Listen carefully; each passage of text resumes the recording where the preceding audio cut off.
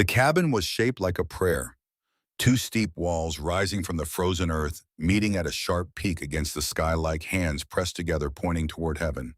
Snow slid off its roof the way water rolls off a duck's back, quietly, effortlessly, as if the cabin and the winter had come to some private agreement that the rest of us never understood. My grandson found it on a Tuesday.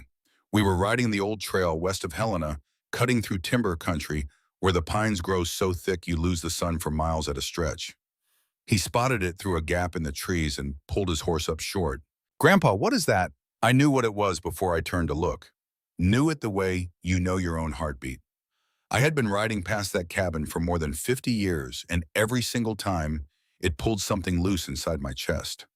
Something I had never quite managed to nail back down. That, I said, is the strongest building in Montana.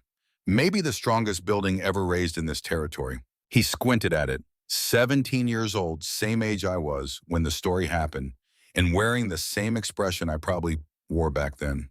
That particular breed of skepticism that belongs exclusively to young men who believe the world holds no surprises they cannot handle. "It is just a triangle, Grandpa. Looks like somebody started building a real cabin and quit halfway through." "It was built by a 15-year-old girl," I told him, "alone, with $37.40 in 10 days, and it is still standing after every winter this land has thrown at it, while every conventional cabin built by grown men around it rotted or collapsed decades ago." He looked at me like I was telling campfire tales. "But the cabin is not the remarkable part," I said. "The remarkable part is why she had to build it. And that part is partly my fault." The fire was low when I started telling it. By the time I finished, the logs had turned to ash, and neither of us had noticed. Some stories burn their own fuel. It begins in the summer of 1874 when I was 17 years old, and certain I understood everything worth understanding about life on the Montana frontier. Helena in those days was not really a town. It was an argument between 90 families in the wilderness, and most days the wilderness was winning. We had one muddy road that served as Main Street, a scattering of log buildings, and the kind of stubborn optimism that keeps people rooted in places where sensible people would have packed up and left years ago. The settlement sat in a valley ringed by mountains that caught every weather system rolling south from Canada, which meant our winters were the defining fact of life. Everything we did from May through September was preparation for what October through March would bring. Or so we thought.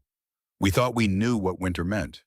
We thought 4 months of cold and moderate snow was the full vocabulary of what the sky could say.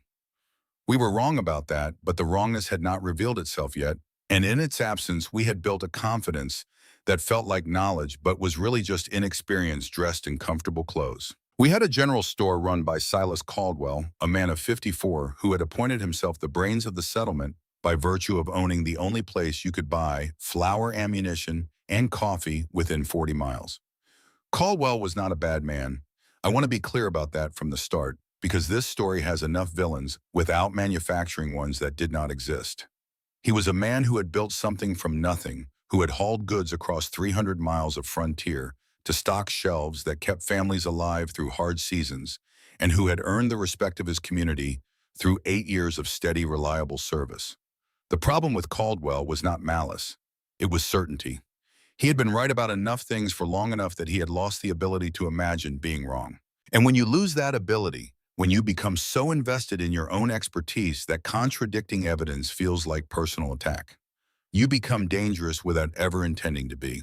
We had a sawmill operated by Edwin Tanner, a quiet man of 45 who built things well and said little, and whose primary social instinct was to read the room and position himself with the majority. We had Harlan Briggs, 48, the wealthiest rancher in the area, who believed in what he called rational leadership, by which he meant a world where decisions were made by experienced men and followed by everyone else. We had Carl Bremer, 40, a Dutch immigrant, who hauled freight year-round and trusted his own experience the way a preacher trusts scripture. And we had Daniel Fong, 50, a Chinese merchant who sold goods from a small storefront on the east end of the settlement and kept mostly to himself because the rest of us, to our shame, made it clear he should. 5 men on the town council. 5 men who held authority over the lives of 90 families. One of them would prove to have wisdom. The other 4 would prove to have pride. And the distance between those two things would be measured in collapsed roofs and frozen bodies before the winter was done. My father was Thomas Hollowell, 44 years old, built like the oak posts he used for fence rails, a man who measured the world in things he could see and touch and lift. He had moved us to Montana from Ohio when I was 11, and in 6 years he had built our homestead from bare dirt into a working farm with a cabin, a barn, livestock, and 80 acres of cleared land. He had done this with his hands and his back in an absolute conviction that experience was the only teacher worth listening to. He spoke sparingly, worked relentlessly, loved deeply, but showed it through action rather than words. He could shoe a horse in 15 minutes, fell a pine tree within 6 inches of where he wanted it to land, and read the soil the way some men read books. He could not, however, read the sky. That was a language he had never learned and never thought he needed to. I worshipped him. At 17, I did not know yet that worshiping your father and understanding him are two very different things. I wore his opinions the way I wore his old coat without questioning whether it fit, simply grateful for the warmth. Our homestead sat 5 miles west of Helena proper, far enough for privacy, close enough for community, and 10 miles further west on a stretch of rocky, unwanted land near a creek that froze solid every winter, lived William Whitfield with his daughter Clara. I need to talk about Clara because without understanding who she was before the trouble started, you cannot understand why she did what she did, and you certainly cannot understand the magnitude of what the rest of us failed to see. Clara Whitfield was 15 years old in the summer of 1874. Thin as a fence rail, quiet in the way that gets mistaken for shyness, but is actually something else entirely, something closer to listening. She had a habit of sitting at the edge of the tree line with a small leather notebook open on her knees, watching the sky or the birds or the grass with an intensity that made you uncomfortable if you caught her at it. Like she was reading a language written in the landscape that the rest of us could not even see the letters of. She had no close friends her age in the settlement. Most children in Helena were sons of farmers expected to work the land from the time they could hold a tool. Girls were expected to help with domestic work, not wander the forest, taking notes on bird behavior. Clara existed in a social category that frontier communities did not have a name for. She was not troublesome, she was not defiant, she was simply different, and in a place where survival depended on conformity and shared effort, different was a kind of loneliness that did not need walls to contain it. Her mother had died giving birth to her. That is a weight no child should carry, and Clara carried it silently the way she carried most things. Her father, William 42, was a Norwegian immigrant who had changed his family name when he arrived in America in 1862. He was a decent man, but not one built for tenderness. He loved Clara the way he loved his plow, deeply fundamentally without the faintest idea how to say so. Their conversations, from what I observed on the rare occasions I was around them, both consisted mainly of practical exchanges. Weather reports, task lists, the daily negotiations of two people sharing a homestead. Underneath it all, there was warmth, but it was the kind of warmth you had to dig for like coals buried under ash. Clara's older sister, Ruth 19, had left Helena the previous year to teach at a small school in Bozeman. Ruth was the one who had taught Clara basic mathematics and trigonometry, knowledge that would prove essential later. She wrote letters home regularly, and Clara wrote back, and those letters were the closest thing Clara had to a peer relationship. Ruth's absence that summer left a gap that no one in Helena was equipped to fill. But the person who truly raised Clara, who shaped her mind and gave her the tools that would save lives and change the way people built homes in snow country, was her grandmother Agnes. And Agnes Whitfield was something extraordinary. Agnes had come from a fishing village on the Norwegian coast, where predicting the weather was not a pastime or a curiosity. It was survival. Get the forecast wrong and your husband's boat does not come home. Get it wrong twice and the village starves. The women of that village, over generations stretching back further than anyone could remember, had developed a system of reading natural signs that was as rigorous and reliable as anything practiced by the university-trained meteorologists who would not arrive in Montana for another 2 decades. Not superstition, not folk nonsense. A genuine, sophisticated method of long-range weather prediction based on dozens of observable indicators in animal behavior, plant growth, cloud formations, insect activity, wind patterns, and soil conditions. Agnes's mother had taught her. Her mother's mother had taught her mother. The chain of knowledge ran back at least 5 generations, each link refined and tested against the unforgiving reality of North Atlantic winters, where a wrong prediction could mean empty nets and empty bellies and graves dug in frozen ground. When the Whitfield family came to America, Agnes brought that knowledge with her, like cargo more precious than anything in their trunks. She continued observing, continued reading the signs, continued making predictions that proved accurate with eerie consistency. But few people listened. In America, an old Norwegian woman talking about weather signs was a curiosity at best, a nuisance at worst. The knowledge that had commanded respect in a fishing village where it kept men alive was dismissed on the Montana frontier as immigrant superstition. Agnes bore this dismissal with the patience of someone who understood that being right was more important than being believed. She kept observing. She kept recording. And in the winter of 1873 to 1874, when a lung disease that had been eating her from the inside for months finally confined her to bed, she spent every waking hour transferring everything she knew to the only person she trusted to carry it forward. Clara sat beside her grandmother's bed through those final weeks with her leather notebook open and her pencil moving. 23 primary natural indicators. How to read each one individually. How to combine them into composite forecasts. Which signs reinforced each other and which ones contradicted. When to trust the pattern and when to doubt it. When the aggregate picture pointed so strongly in one direction that doubt itself became irresponsible. Agnes made Clara repeat the information back to her, correcting, refining, testing comprehension, with the exacting patience of a teacher who understood that there would be no second chance to get this right. She was transferring the accumulated wisdom of 5 generations of women who had stared at the sky and the sea and the behavior of living things and decoded a language that most human beings had forgotten how to hear. And she was transferring it to a 15-year-old girl who would need every word of it sooner than either of them imagined. I learned all this much later. At the time, I knew none of it.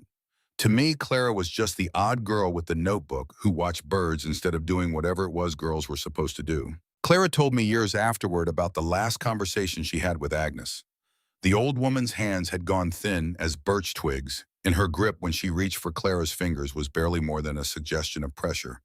But her voice, though weakened, was absolutely clear. You must remember all of it, not because I want you to be a weather prophet, because one day this knowledge will save lives. And when that day comes, no one will believe you. You must believe yourself. It was a prophecy about prophecy, a warning about warning, and it would prove as accurate as every weather prediction Agnes had ever made. Agnes died in March of 1874. Clara did not speak to anyone for 2 weeks. She sat in the place where Agnes used to sit by the window that faced the mountains, where the clouds gathered before pushing south into the valley. And she watched the sky, and she wrote in her notebook with a pencil that grew shorter each day. William watched his daughter and worried but did not know what to say. He had lost his mother. Clara had lost her teacher, her companion, her anchor. The grief they shared occupied the same house but different rooms, and neither of them knew how to open the door between. Then summer came, and the signs began. June 15th, bark beetles boring their tunnels twice the normal depth into the trunks of pine trees along the creek. Clara measured the depth with a thin stick and recorded it in her notebook beside a line from Agnes's teachings. When insects dig deep, the ground knows what the air has not yet spoken. A single data point. Interesting but not conclusive. Late June. Woolly bear caterpillars with bands of brown, narrower than she had ever recorded. Another indicator. The narrower the brown band, the harder the coming winter. 2 data points. Still early. Still possible that both were anomalies. July 10th.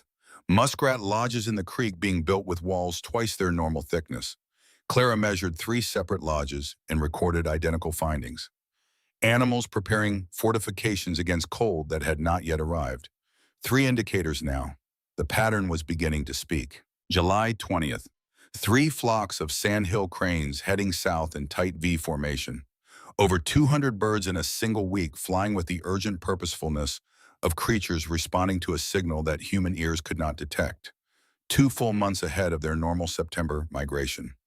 Clara stood at the tree line and counted every bird, her pencil moving in quick tally marks across the notebook page.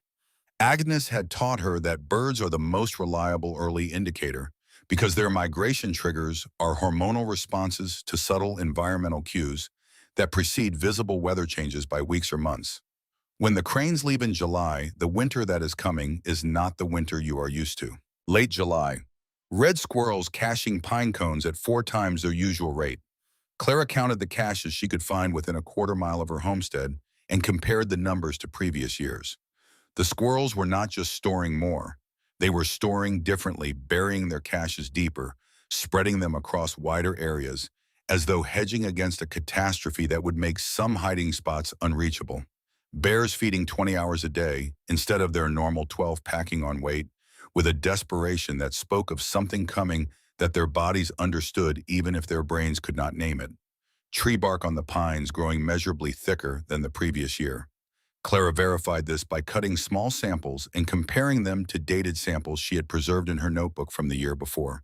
The trees were putting on armor. Early August.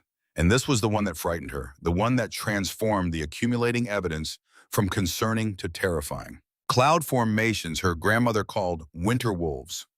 Mare's tail clouds, those high wispy cirrus formations that streak across the sky like brushstrokes, but with a specific hooked pattern at their trailing edges that Agnes had identified as the signature of an Arctic air mass forming far to the north.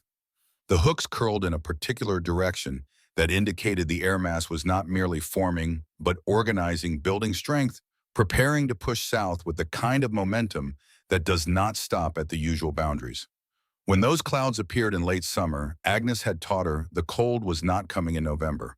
It was already on its way, and it would arrive early and stay late. Clara compiled all 23 indicators in a systematic review that filled 4 pages of her notebook. She checked each one against the criteria Agnes had taught her. Nearly every single indicator was positive, not borderline, not ambiguous, strongly unequivocally positive. The composite picture was as clear as anything she had ever read, and it was devastating. Winter would arrive in September, not November. It would last 7 to 8 months, not 4. Total snow accumulation would exceed 10 feet, more than triple the normal amount. Temperatures would reach 40 degrees below zero. The spring thaw would not come until late April. This was not going to be a difficult winter. This was going to be the kind of winter that buries towns. And here is the part that matters most, the part I have carried with me for over half a century. Clara was afraid, not of the winter. She had inherited a library of knowledge about how to prepare for winter, any winter, from a woman who had spent her life in one of the harshest climates on Earth. She was afraid of telling people, because Agnes had warned her with her dying breath. No one will believe you, and Clara at 15 understood something that took me decades to learn. That speaking an unwelcome truth is the loneliest act a person can perform. That the messenger is almost always punished before the message is validated. That standing up in a room full of people who are comfortable and telling them their comfort is about to end is an act of courage that most grown adults will never attempt in their entire lives. She sat alone with her notebook one evening in early August, watching the winter wolf clouds thicken along the northern horizon, their hooked tails curling against the fading light like beckoning fingers. And she made her decision. If she stayed silent and people died because they were unprepared, she would carry those deaths for the rest of her life. If she spoke and was punished for it, at least the punishment would be for telling the truth. She told her father first. William Whitfield sat at their rough pine table and listened to his daughter present her evidence, the way a man listens to a doctor delivering a serious diagnosis. Carefully, gravely, without interrupting. She laid out each indicator, each measurement, each comparison to historical baselines. She showed him the pages from Agnes's teachings and her own observations side by side. She walked him through the composite analysis, explaining how each data point reinforced the others, how the aggregate picture pointed with overwhelming force toward a single conclusion. William did not understand the science behind every indicator. He was a farmer, not a naturalist. But he had watched his own mother predict weather with uncanny accuracy for 30 years. He had seen Agnes call storms 2 days before they appeared, forecast droughts that arrived exactly on schedule, warn of early frosts that materialized precisely when she said they would. His mother's gift, whatever one called it, had been real. He had witnessed its reality too many times to doubt it. And if Clara said the signs pointed to catastrophe, he believed her. On August 11th, William mentioned Clara's forecast at Silas Caldwell's general store. He said it plainly, without drama, in the same tone he might use to report a fence post that needed replacing. My daughter says winter will arrive in September this year, lasting through April, much more severe than normal. People should prepare extra provisions and firewood. Silas Caldwell dismissed it before the words had finished settling in the air. His voice carried the particular weight of a man accustomed to having the final word on any subject discussed under his roof. Your daughter is 15 years old. What does she know about Montana weather? We have been here 8 years. Winter arrives November, ends February, maybe March in a bad year. 4 months maximum. She is frightening people with Norwegian folk superstitions that do not apply here. I was there when he said it. Standing by the dry goods shelf holding a sack of cornmeal, 17 years old, and full of the comfortable certainty that came from living in a world where men like Caldwell and my father knew things, and girls like Clara did not. I nodded when Caldwell spoke, not because I had evaluated his argument, because his confidence felt like evidence. Because authority, when you are young and have not yet learned to question, it sounds exactly like truth. Word spread anyway. In a community of 90 families, everything spreads. News travels through a frontier settlement, the way water moves through gravel, finding every gap, filling every space, reaching places you never intended it to go. Some people sought Clara out directly, and she explained her observations with a patience and precision that should have commanded respect, but instead provoked suspicion. She showed them her notebook, pointed to specific dates, specific measurements, specific comparisons to historical norms she had recorded from Agnes's teachings. She was not guessing, she was not interpreting dreams or reading tea leaves. She was presenting data organized, cross-referenced, and analyzed with a rigor that most people in Helena had never encountered from anyone, let alone a 15-year-old girl. A few families began quietly stockpiling extra supplies.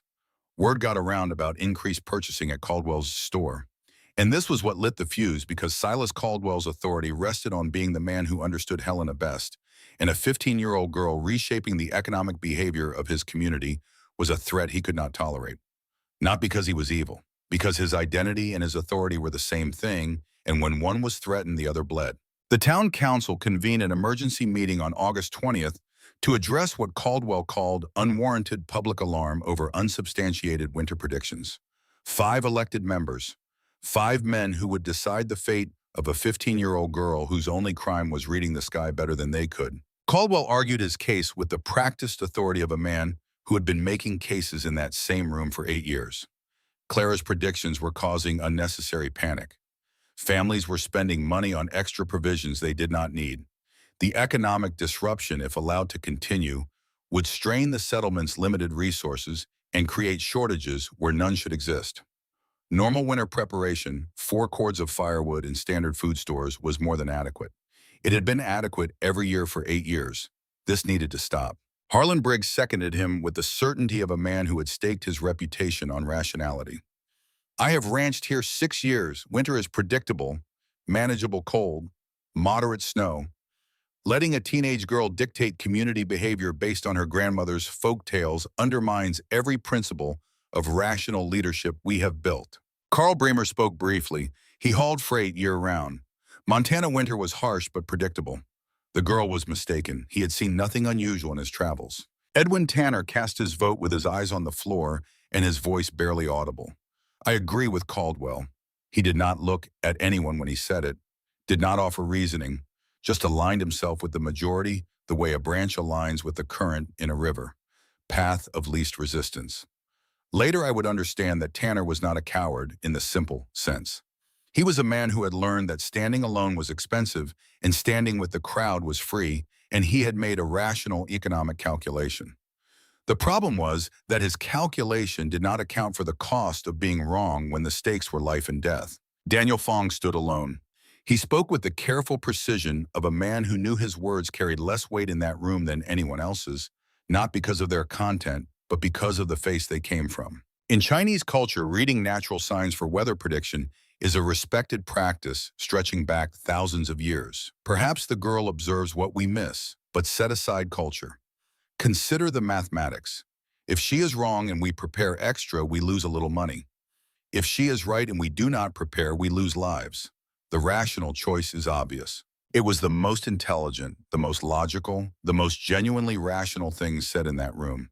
It was outvoted 4-1, and the one was the only non-white member of the council, which I mentioned not to assign blame in a simple way, but because the truth of that room, the truth of Helena in 1874, was that some voices counted less than others, regardless of what they said, and pretending otherwise would be a lie that dishonors everyone in this story, including me. The council passed its resolution. Clara Whitfield must publicly retract her winter prediction, apologize for causing unnecessary alarm, and promise to cease making such forecasts. If she refused, she would be exiled from Helena community boundaries until May 1st, 1875, when the arrival of spring would prove her predictions false. Her family could remain. Only Clara would go. August 27th, the hearing. Clara and William Whitfield stood before the council in the same room where the vote had been taken. The room smelled of tobacco smoke and sawdust, and the particular kind of tension that fills enclosed spaces when power is about to be exercised against someone who cannot stop it. Caldwell read the terms: retract, apologize, promise silence. His voice was measured official, the voice of a man performing a civic duty. He did not seem to take pleasure in it. He seemed to genuinely believe that he was protecting the community from disruption. That is perhaps the most dangerous thing about well-intentioned authority. It does not need cruelty to cause harm. Conviction is sufficient. What happened next is the single most vivid memory of my entire life. I have buried a wife. I have buried a son. I have survived floods and fires, and the particular slow devastation of watching your own body weaken with age. But nothing is etched deeper into me than the image of that girl standing in front of 5 grown men who held absolute power over her life and choosing truth over safety. She was small, thin. Her hands gripped that leather notebook against her chest like a shield or like a sacred text, which, the notebook held her grandmother's voice, Agnes's teachings, 5 generations of hard-won knowledge, recorded in a dying woman's shaking hand and a grieving girl's careful pencil. She looked directly at Silas Caldwell, and her voice shook, but her eyes did not. I cannot say I am wrong when every natural sign clearly indicates I am right. Winter will arrive in September and last through April. Snow accumulation will exceed 10 feet. People should prepare now for extended severe cold, or they will suffer when my predictions prove accurate. 17 years old, I was standing 10 feet away when she said it, and I thought she was foolish. I thought she was a stubborn child who did not understand the way the world worked. I did not understand that I was watching the bravest act I would ever witness in my life. A 15-year-old girl choosing exile over a lie, choosing integrity over belonging, choosing the knowledge her dying grandmother had entrusted to her over the comfort of telling powerful men what they wanted to hear. I think about that moment now from the vantage point of a life nearly completed, and I am overwhelmed by the scale of what she did. She was 15. She had no allies in that room except her father, who had no power. She was facing not just exile, but the loss of everything familiar: her home, her community, her father's daily presence, the only world she had ever known. And she stood there and she said, I am right and you are wrong, and I will not pretend otherwise. Not because she was reckless or naive, because she understood that the truth was more important than her comfort, and that the lives her knowledge could save were more valuable than the approval of men who refused to listen. Caldwell's voice was flat when he pronounced the sentence: exiled from Helena community boundaries until May 1st, 1875. 72 hours to leave. If she returned before the deadline, she would be arrested. William Whitfield protested with a desperation that cracked his stoic Norwegian composure wide open. His voice broke in ways I had never heard a grown man's voice break. He argued. He pleaded. He pointed out the inhumanity of sending a 15-year-old girl into the wilderness alone with winter approaching. The council heard him and was unmoved. The law was on their side, such as law existed on the frontier, and the vote had been taken and the matter was closed. The night before Clara left, William gave her $50, nearly everything he had saved from years of farming land that yielded its returns grudgingly and never in abundance. He sat at their table with his big hands lying flat on the rough wood surface, and he could not look at her, and he could not speak for a long time. When he finally managed a single sentence, his voice was barely a whisper. Your mother would be proud of you. Your grandmother, too. Clara held the notebook against her chest, and she did not cry. Not in front of him. She was saving her tears for the road where no one would see them and no one would mistake them for weakness. Clara left Helena on August 30th. I was mending a fence along the road when her small wagon passed. She drove it herself, a 15-year-old girl, handling the reins with the quiet competence of someone who had been doing practical things her whole life. The wagon was loaded with camping gear, tools, basic provisions, and everything she owned in the world, which was not much. Some clothes, cooking implements, a Bible that had belonged to her mother, and the notebook, always the notebook, sitting on the wagon seat beside her, with one hand resting on it, the way you might rest your hand on a Bible when swearing an oath. She did not look at anyone as she passed, eyes fixed straight ahead, back straight, jaw set in a line that was not defiance exactly, but something harder to name. Resolution. The face of someone who has accepted the full weight of a decision and is walking forward under it without asking for help carrying the load. I did not wave, I did not call out, I did not say a single word. I watched her pass and then I turned back to my fence as though nothing of consequence had occurred. As though a 15-year-old girl being driven from her home for telling the truth was just another Tuesday on the frontier. That was my second mistake. Not the largest mistake I would make before this story was over, but the one that taught me the most about the particular cruelty of indifference. I did not wish Clara harm. I did not celebrate her exile. I simply did not think she mattered enough to pause for. And that kind of cruelty, the kind that requires no malice at all, only apathy, only the passive willingness to let someone else suffer because intervening would be inconvenient, is the kind that follows you longest. It is the kind you are still apologizing for. Half a century later, sitting by a dying fire telling the story to your grandson in hopes that he will do better than you did. She drove those 10 miles west to a stretch of unclaimed land near a creek. Rocky soil, scattered pine forest. No structures, no neighbors, no evidence that any human being had ever found this particular piece of Montana worth claiming. It was marginal land, the kind that maps leave blank because there is nothing to mark, and Clara had chosen it not, despite its emptiness, but because of it. Empty meant no one would bother her. Empty meant she could build without interference.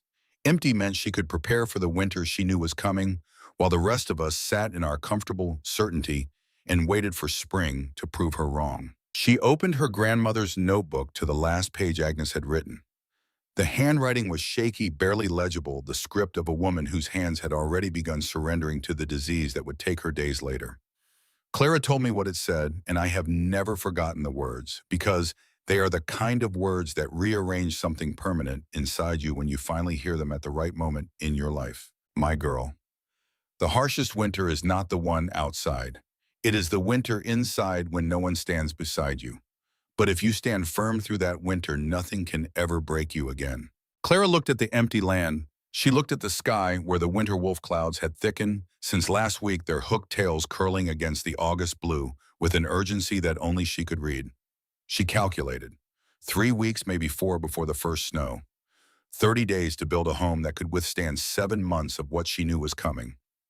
Alone, 15 years old, with $50 in whatever her 2 hands and her grandmother's teachings could accomplish. She opened to a fresh page in the notebook right beside Agnes's weather observations, and she began to sketch. I did not go looking for Clara after she left. None of us did. That is the truth of it, and it is an ugly truth, but this story has no room for the kind of lies that make old men feel better about young men's failures. She drove west into empty country, and Helena closed around the gap she left the way water closes around a stone. You drop into a creek. Quickly, seamlessly, as though she had never been there at all. We went back to our lives, mending fences, splitting wood, talking about the price of flour and the condition of the road and all the things that occupied our days when the days were warm and the sky was blue and the idea of catastrophe belonged to someone else's future. Clara became a story people told in passing, the way you mention a neighbor who moved away. Remember the Whitfield girl? The one with the bird predictions? Got herself exiled? Shame about that. Pass the salt. Life went on. August turned its back and September walked in, wearing the same warm boots August had worn. And for the first few days, people pointed at the blue sky and the mild temperatures and said, "See normal autumn." The girl was wrong. Silas Caldwell said it loudest, standing behind his counter at the general store, with his arms folded across his chest like a man who had won an argument he had never been in danger of losing. His certainty filled the room the way his pipe smoke filled the room, thick and pervasive and difficult to see through. My father Thomas said it at our supper table. September 1st and not a flake of snow. Normal year. That Whitfield girl and her bird counting nonsense. He shook his head and reached for the bread and the conversation moved on to fence posts and feed prices and all the things that mattered to a man who believed the world behaved the way it had always behaved and would continue behaving that way because the alternative was unthinkable. But I need to tell you what was happening 10 miles west. Because while we sat at our tables congratulating ourselves on being right, Clara Whitfield was building the future with her bare hands. She told me the whole story years later. Told it in pieces the way you share something painful a little at a time, testing whether the listener can be trusted with more. Each piece came during a different conversation, a different season, a different year, and I assembled them into a complete picture, the way you assemble a quilt from separate squares, each one distinct, but all of them belonging to the same design. I am going to tell it the way she told it to me, filled in with what I saw myself on the few occasions when chance brought me near her land during those 10 days of construction. August 31st. The day after she arrived at her claim, Clara rode back toward Helena, not to the settlement itself. She was forbidden from community boundaries, and whatever else you might say about Clara Whitfield, she kept her word even to people who did not deserve her honesty. She went to Edwin Tanner's sawmill, which sat just outside the official boundary line. She needed lumber, and at that sawmill, and the kind of coincidence that is really just preparation meeting opportunity, she found something more valuable than wood. Tanner was building a new equipment shed, not a conventional structure with four walls and a peaked roof, but something unusual. An A-frame. Two steep roof surfaces rising from the ground and meeting at a sharp ridge beam, creating a triangular profile with no vertical walls at all. The roof was the wall was the roof. The whole thing was one continuous slope on both sides, like a tent made permanent, like a mountain made habitable. Clara stood in front of that half-finished structure and asked Tanner why he had chosen this design. He explained without much interest the way a craftsman explains something obvious to a layperson. A frame sheds snow better than any conventional roof. 60-degree pitch is too steep for snow to accumulate in any significant quantity. It slides off under its own weight before it can build up dangerous mass. Uses less lumber too, since you do not need separate wall framing. Roof does double duty, and the triangular geometry is inherently rigid. A triangle cannot collapse sideways the way a four-walled structure can. Forces travel down the angled members in straight compression lines the strongest way wood can bear a load. I know this because I was there. I had come to the sawmill to pick up fence rails, one of those errands that peppered frontier life with regularity, and I saw Clara standing in front of that half-built A-frame with an expression I had never seen on anyone's face before. Recognition. Not the recognition of seeing something familiar, but the recognition of seeing something you have been searching for without knowing you were searching. Her eyes were moving rapidly between the structure and her notebook, and her pencil was a blur against the page. Something had ignited behind her face, something that connected the winter she knew was coming, with the structure standing in front of her in a single flash of synthesis that was, I now understand, a moment of genuine engineering insight. She turned to Tanner and asked precise technical questions. What angle exactly 60 degrees? What timber dimensions for the ridge beam? 8 by 8 for spans up to 20 feet. How do you calculate rafter length for a given base width? She already knew the answer to that last one. I could see it in the way she asked, but she was checking her own mathematics against his practical experience. She bought lumber that day, a staggering quantity for someone of her means. 200 board feet of rough-cut pine planking for the roof surface, 50 linear feet of 8 by 8 timber for the ridge beam, additional stock for rafters and framing, $32. More than half the money she had in the world committed in a single transaction to a pile of raw wood and a vision only she could see. Tanner raised an eyebrow. What are you building with all this, Miss Whitfield? An A-frame cabin, 60-degree roof pitch, based on the design I just watched you use for your equipment shed, adapted for dwelling rather than storage. That is an unusual choice for a home. Most people build conventional cabins with walls and a moderate roof pitch. A frame is suitable for storage but uncomfortable for living. Low headroom along the sides, odd-shaped interior, difficult to furnish. Comfort matters less than structural integrity when roof snow loads exceed conventional design capacity. There it was, that sentence, delivered by a 15-year-old girl to a 45-year-old sawmill operator who had been building structures his entire adult life. And in it was everything you needed to know about the difference between Clara and the rest of us. We were building for comfort. She was building for survival. We were designing for the winters we knew. She was designing for the winter that was coming, and the gap between those two things was about to be measured in collapsed roofs and crushed furniture and people buried in their beds. Tanner shrugged and took her money. And here is the irony that keeps me awake sometimes even now. Tanner, the man who voted to exile Clara, was the one who unknowingly gave her the design that would save her life and eventually save the community that had cast her out. And his own sawmill, built with a conventional roof, would collapse under the snow that winter, while his equipment, shed the A-frame that Clara copied, would stand untouched. The man provided the solution to the disaster he helped create without understanding he was doing either. September 1st. Clara filed a homestead claim on a quarter section, 160 acres filing fee of $1.40. She selected her building site with a precision that I did not appreciate until years later, when I understood what she was optimizing for. Slight elevation above the surrounding terrain to provide drainage and prevent pooling of snowmelt. Close proximity to the creek for water access positioned upstream of any contamination. A natural stand of pines to the north, creating a windbreak that would blunt the force of storms coming down from Canada. Southern exposure on the building site itself, maximizing the hours of winter sunlight that would reach the cabin's south-facing entrance. Every choice deliberate, every detail calculated. She was not picking a spot. She was engineering an environment. September 2nd, lumber delivery. Clara spent the entire day sorting materials, measuring, cutting preliminary pieces, and laying out the footprint of her cabin on the cleared ground. 16 feet long, 12 feet wide at the base. She marked the positions of foundation pads with stakes and string, creating a precise rectangle that would become the floor plan of the most unusual dwelling in Montana Territory. September 3rd, foundation. She gathered flat stones from the creek bed, hundreds of pounds of rock carried by hand load after load up the slight rise to the building site. She stacked them into bearing pads at 6 points, 4 corners, plus 2 midpoints along the 16-foot length. Each pad was approximately 2 feet square, built from multiple layers of carefully selected flat stones, leveled and adjusted until each one provided a solid, stable bearing surface. She used string lines stretched between corner stakes to verify that the layout was perfectly square and that all 6 pads were at the same height.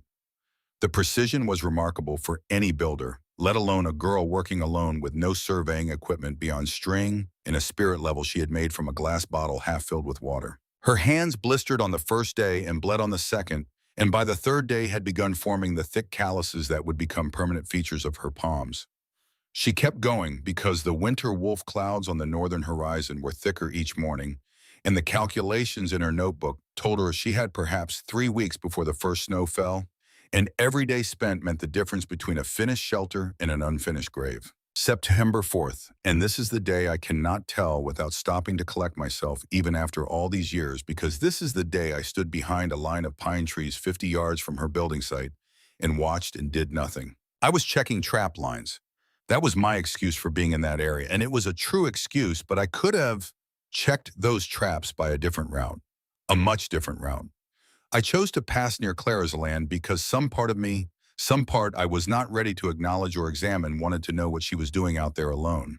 Curiosity, perhaps, or something deeper than curiosity, something that felt uncomfortably like conscience. What she was doing was trying to raise a ridge beam that weighed 200 pounds. The ridge beam was the structural spine of the entire A-frame design, an 8x8 timber 16 feet long that needed to rest on vertical support posts 8 feet above the foundation. 8 feet, the height of a tall man's reach, and the timber itself weighed as much as a large man. This was the kind of work that 2 or 3 grown men would approach as a team, coordinating their efforts, grunting and straining, and calling out instructions to each other. Clara had no team. She had herself. She had devised a leverage system that her father had taught her, and she applied it with the methodical patience of someone solving a problem that did not allow for error. She positioned the beam on the ground near its final location, built a temporary crib at one end, stacked logs creating a raised platform, used a long pine pole as a lever to raise the opposite end of the beam a few inches off the ground, slid a support underneath, repositioned her lever, raised it a few more inches, another support, again, each cycle gaining 3 or 4 inches of height. The work was agonizing to watch. The lever flexed dangerously each time she threw her weight against it, her boots digging furrows in the dirt as she pushed.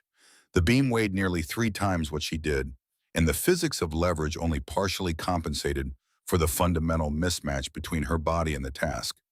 Once about halfway through the process, the beam slipped off a support and dropped back 2 full increments. 6 inches of hard-won progress erased in a single stomach-dropping second. The beam hit the lower supports with a thud that I heard from 50 yards away. Clara stood there, hands on her knees, head down, breathing hard, and I thought, watching from behind the trees where no one could see me and where I did not have to do anything or be anything or risk anything, I thought she would quit. Part of me wanted her to quit, and I am ashamed to tell you that, but it is the truth. Her quitting would have confirmed the natural order of things. It would have proved that the council was right and she was wrong, and the world worked the way it was supposed to work, with grown men making decisions and children accepting them. Her failure would have been my vindication. She did not quit. She reset the supports, recalculated her leverage point, adjusted the position of her crib, and she started again. From 2 increments back, without cursing, without crying, without looking around for help that she knew was not coming. It took her most of the day. The sun moved from east to overhead to west while she worked that lever and inched that beam upward, 3 inches at a time, 4 inches at a time, a process so slow it was almost invisible in any single moment, but relentless in its accumulation. Like the snow that was coming, like the truth that was coming, slow and patient and impossible to stop. When the ridge beam finally settled into position on its support posts, 8 feet above the foundation level, and true and solid, Clara sat down on the bare ground, her legs stretched out in front of her. Her hands lay in her lap, palms up, shaking with the fine tremor of muscles pushed far beyond their intended limits. She looked up at the beam, that 200-pound timber she had raised alone through nothing but physics and will, and she smiled. I saw that smile from 50 yards away through the pine branches, and something shifted inside my chest, something tectonic, something that would take years to reach the surface, but that began its movement in that exact moment. Not admiration, not yet. I was not capable of admiration yet, not at 17, not for a girl younger than me doing something I was not certain I could have done myself. What I felt was the first tremor of shame, because I was right there, strong enough to help, close enough to help.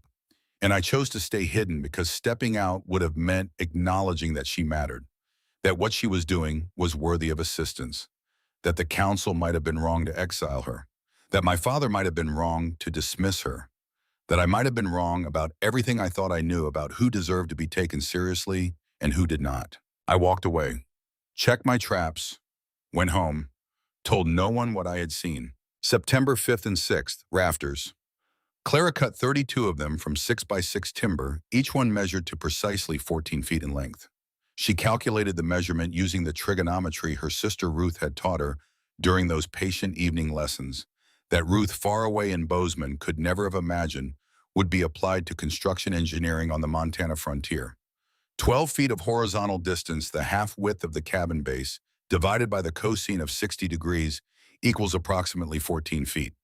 Simple mathematics, profound application. She positioned one rafter every 2 feet along both sides of the ridge beam. 16 pairs, 32 rafters total, each one angled at precisely 60 degrees, from horizontal, reaching from the ridge peak down to ground level, creating the signature A-frame profile that would become the most recognizable structure in the territory within a year.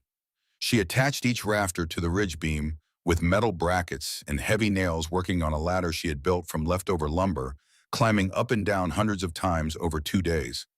The bottom end she secured to the foundation stones with notched joints fitting wood to rock, with the kind of care that speaks of someone who understands that every joint is a potential point of failure, and that failure in the winter she was building for meant death. When the rafter framework was complete, even without the roof covering the structure, was extraordinary. I saw it from the trail when I rode past on an errand to a neighboring claim. The perfect triangular profile visible from the gable ends. The parallel rafters creating a rib pattern along the 16-foot length, like the skeleton of some enormous creature rising from the earth. It looked like nothing I had ever seen built for human habitation. It looked like mathematics made solid, like theory made shelter. And even I, who understood nothing about structural engineering, who could not have explained a compression load from a bending moment, could sense the strength in it. The way a triangle locks itself rigid, the way it refuses to deform, the way force travels through its members in clean direct lines with nowhere to go except straight into the ground. September 7th through 9th. Roofing, horizontal pine boards nailed perpendicular to the rafters starting at the bottom edge and working upward in overlapping courses like shingles, each board lapping over the one below so that water and snowmelt would run down the slope without penetrating the gaps.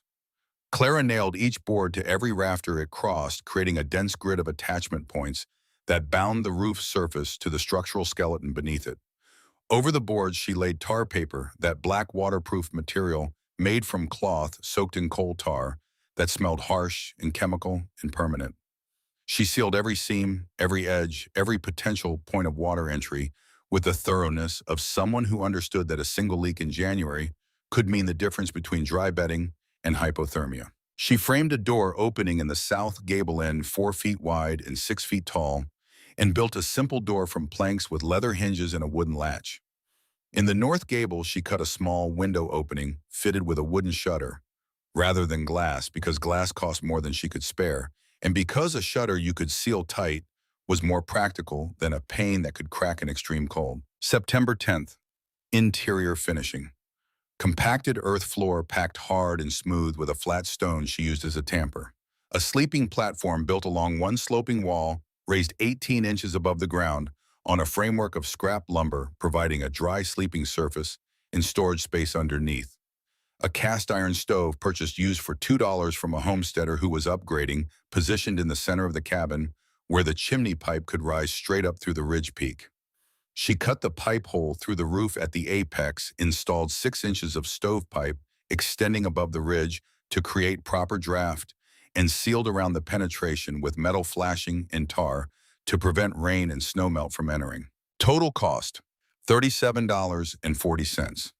For a structure that would outlast every cabin built by every grown man in Montana Territory that year. The interior was cramped and oddly shaped, the sloping walls pressing inward so that only the center strip had full standing headroom. Along the sides, you had to crouch, and at the very edges where the roof met the ground, the space was useful only for storage. It was not comfortable. It was not spacious. It was not anything that a conventional builder would look at and call a proper home. But it was warm. The small volume meant the cast iron stove could heat the entire space efficiently. It was dry. The overlapping boards and tar paper created a weatherproof shell that shed water like an animal's pelt. And it was strong. Stronger than anything else standing within 50 miles. Stronger than structures built by men with decades of experience and budgets 10 times Clara's meager resources. Because Clara had not built for comfort or convention. She had built for the specific, precise, mathematically predicted reality that was bearing down on all of us from the north. And in that alignment between design and reality, between preparation and truth, lay the difference between survival and catastrophe. I remember the first time my father saw the completed cabin. We were riding past on the way to Helena, and he pulled his horse up and stared at it for a long moment, with his head slightly tilted, the way a dog looks at something it cannot categorize. "Strangest cabin I have ever seen," he said. "Looks like a wooden tent. That girl will freeze in there. No proper walls, no real floor space, bizarre design. And for what? A winter that probably will not be as bad as she claims." I laughed with him. Of course I did. He was my father. He knew things. He had built our cabin with his own hands, and it had stood through every winter we had lived in Montana. His experience was my evidence. His certainty was my foundation. Why would I trust the judgment of a 15-year-old girl with a notebook over the judgment of the man who had taught me everything I knew about building and surviving and being a man in a country that punished weakness and rewarded confidence? The answer is that I should have trusted the evidence instead of the authority. I should have looked at Clara's design and asked not who built it, but whether it would work. But I was 17, and at 17, the distinction between those two questions was invisible to me. Clara spent the second half of September preparing for the 7-month winter she knew was approaching.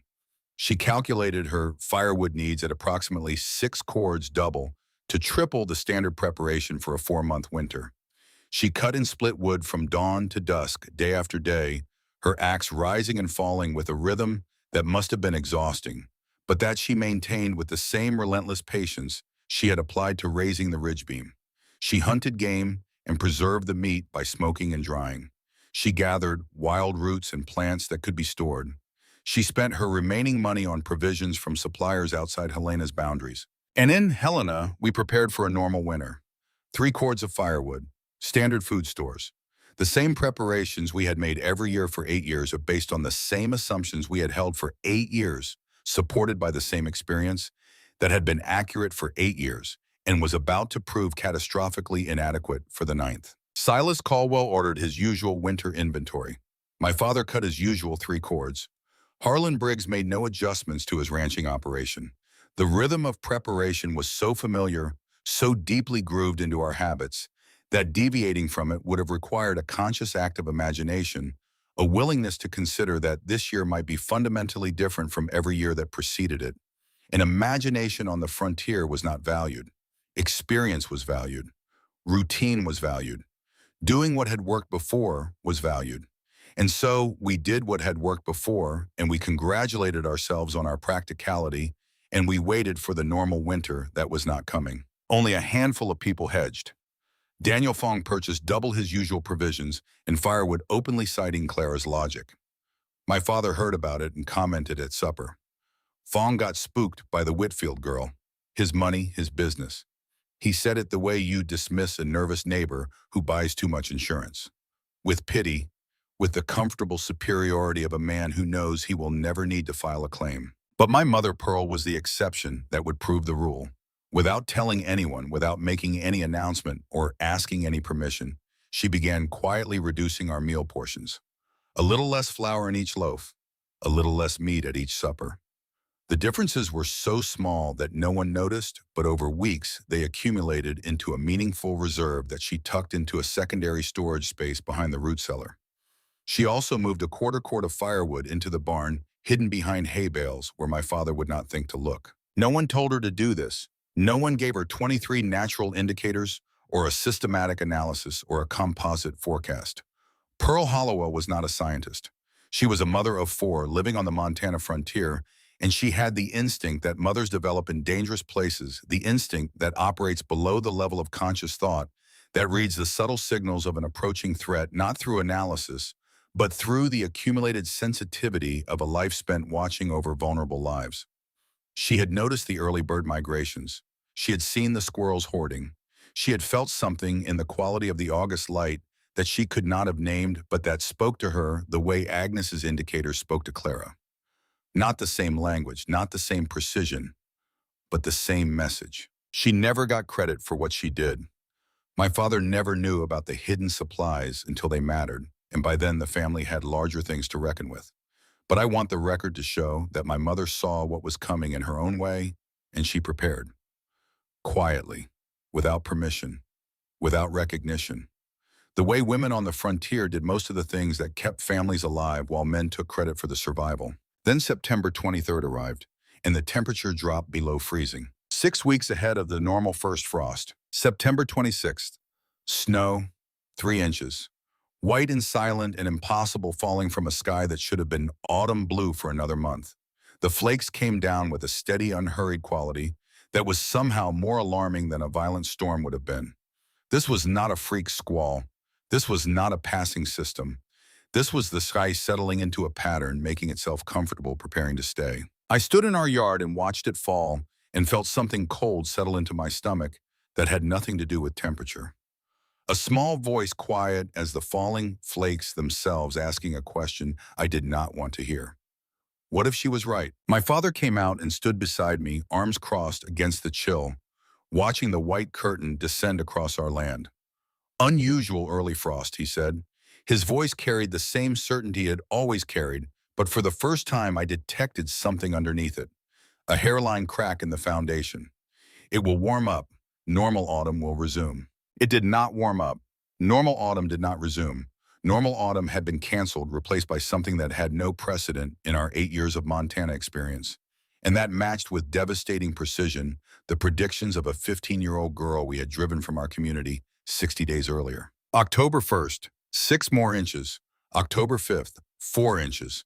By October 10th, 16 inches of snow blanketed the ground and the temperature was falling through zero toward numbers we did not normally see until deep January. October 15th brought 5 degrees below zero, the coldest October temperature in Montana territorial records. October 20th, 12 below, 30 inches of accumulated snow on the ground, and storms arriving every few days with the reliability of a mail coach, each one adding its layer to the growing white mass that was slowly transforming the landscape from familiar to alien. Panic did not arrive all at once. It seeped in the way, cold seeps through a cracked window, beginning as a faint chill you can ignore, then becoming a draft.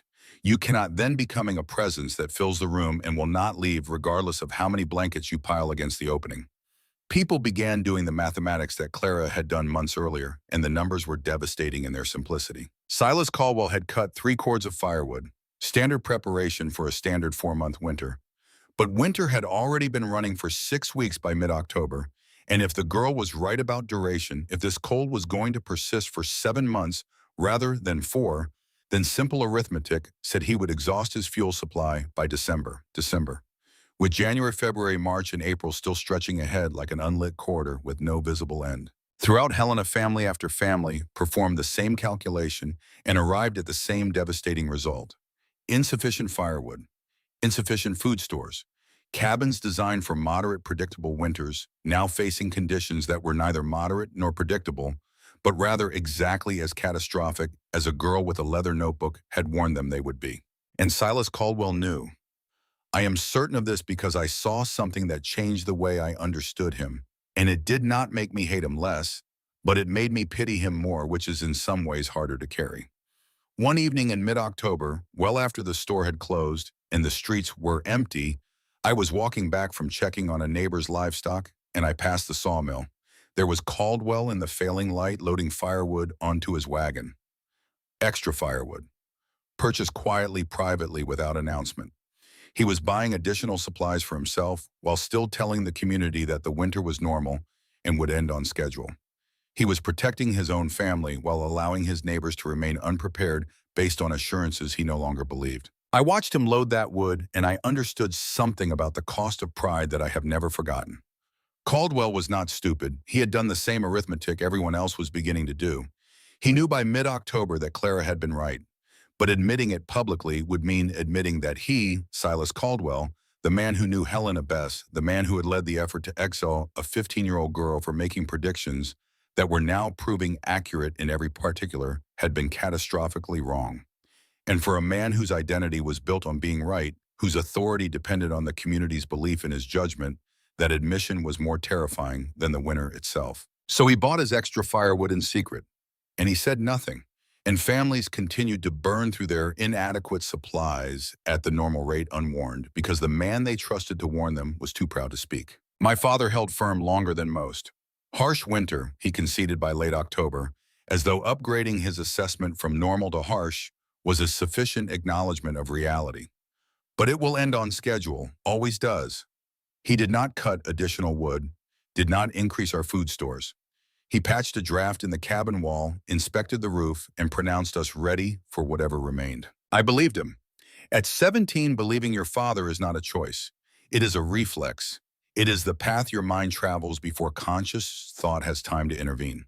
He said we were ready, and I felt ready, and the feeling was indistinguishable from reality until reality proved otherwise. My mother Pearl said nothing about any of this, but she continued her quiet rationing, her secret stockpiling, her silent preparation for the possibility that the men in her life were wrong. I wonder sometimes what it cost her, that silence.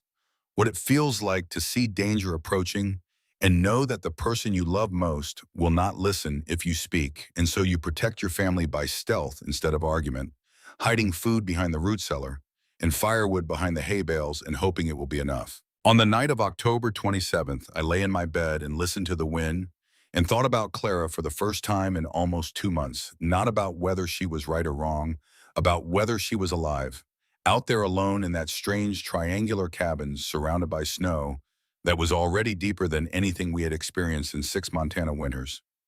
15 years old with no one to talk to, no one to help if something went wrong, no one within 10 miles who would notice if she simply disappeared into the white silence that had swallowed the landscape. And I realized with a jolt of shame that felt like a physical impact that it was the first time since she left that I had thought about her at all. 2 months, I had forgotten she existed. The way you forget a stone you dropped into a creek.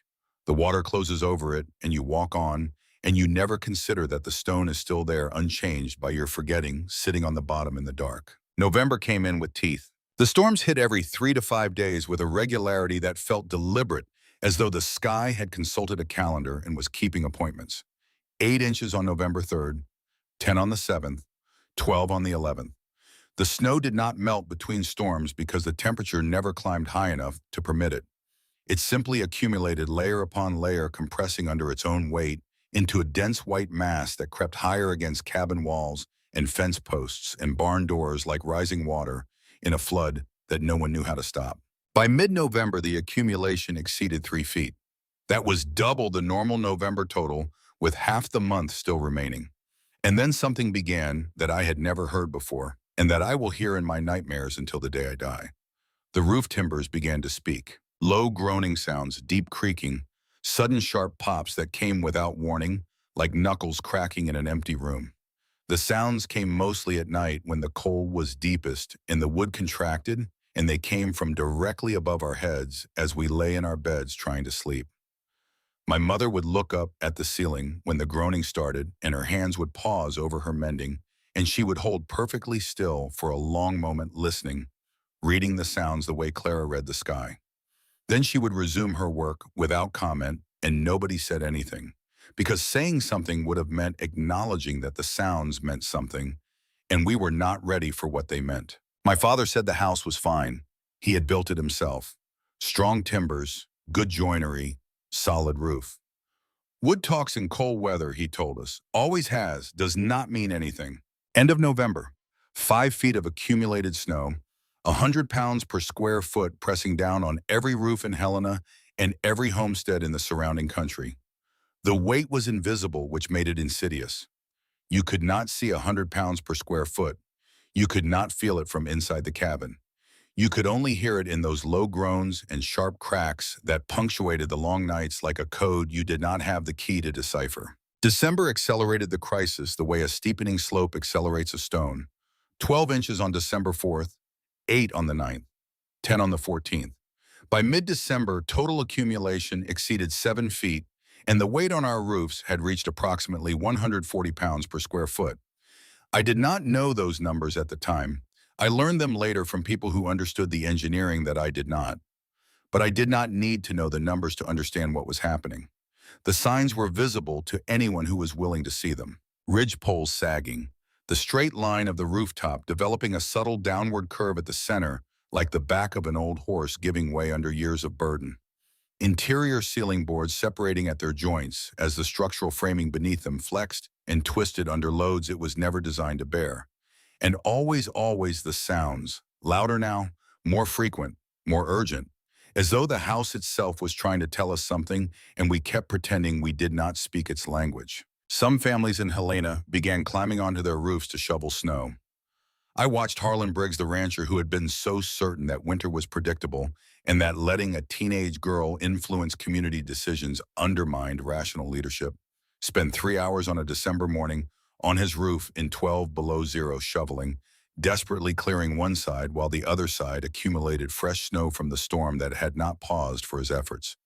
He came down, exhausted fingers white with early frostbite, and looked up at his roof with an expression I had started seeing on a lot of faces.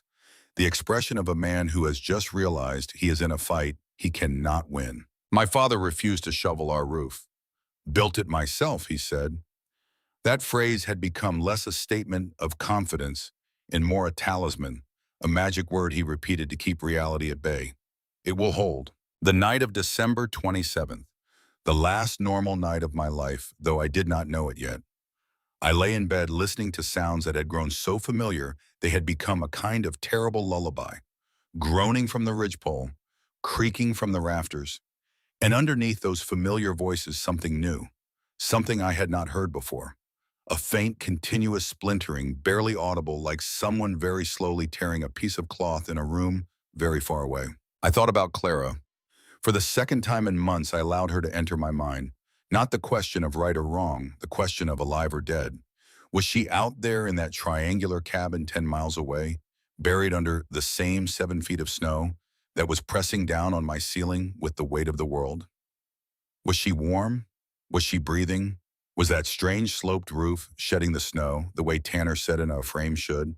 Or was it buried and groaning and cracking the way ours was? I tried to picture it and could not because I had never seen an A-frame handle conditions like these. Nobody had. We were all in territory that had no maps, and the only person who had tried to draw one was a girl we had sent away for drawing it.